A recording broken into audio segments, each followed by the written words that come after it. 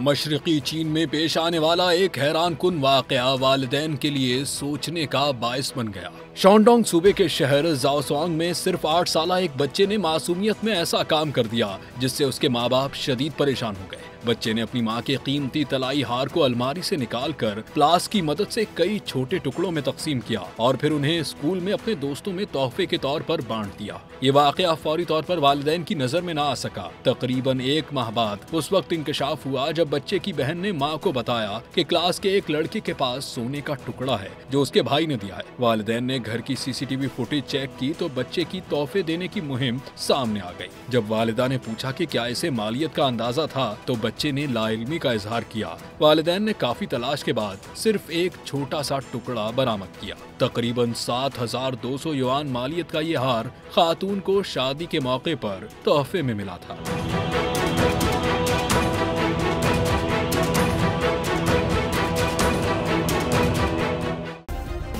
Subscribe करें और bell दबाएं ताकि कोई खबर रह न जाए।